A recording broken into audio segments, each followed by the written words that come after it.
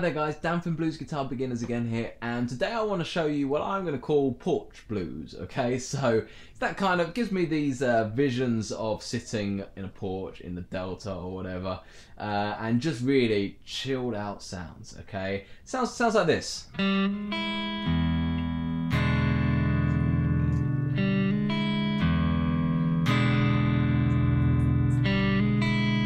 just simply that. And you might want to sing in between. Okay. I'm not going to sing for you. And that's it. Okay. A really nice, simple, and effective sounding addition to what is essentially just an E7 chord. Okay. So let me show you through it. Okay. So the first thing I'm going to say is that the E7 chord we're going to do is slightly different to the ones I've been showing you, where this is the normal E7. Okay, using the two fingers, and we're going to add our little finger on the B string on the 3rd fret as well to that, which puts a higher note on top, and it just adds a nice twist to the chord. I like it. Still an E7 chord though. You can use both. You might even want to use the variation of the two in certain songs. Okay, so that's the chord. I'm just going to walk through it. Okay, we've got open E string.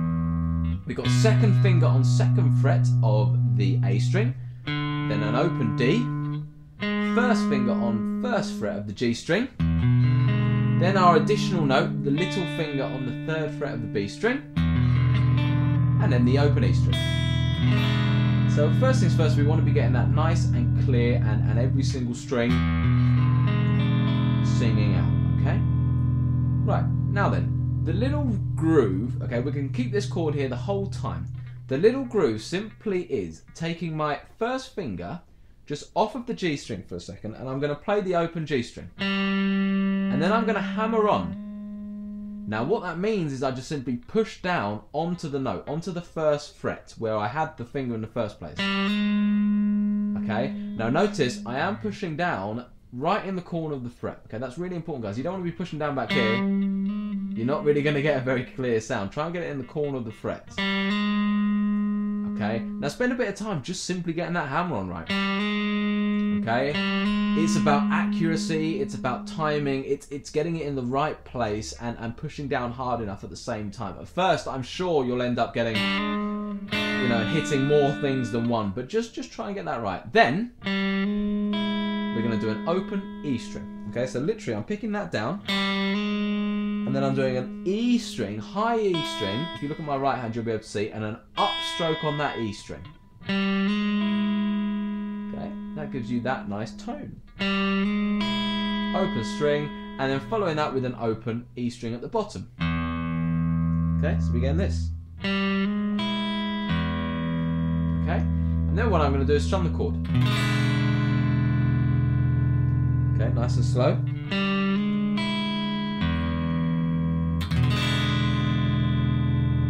Okay, that's the technique. That's what you're actually trying to do. Now, we can make that even lazier. Swing it. You can be a bit straighter. To be honest, there's loads of variations within this. I just want to make sure that you're getting those strings nice and clear. Okay. Now, in terms of a rough timing, it's kind of like this. So let's go. 2, 3. 1, 2, 3. 1, 2, 3. 1, 2, 3. Just like that.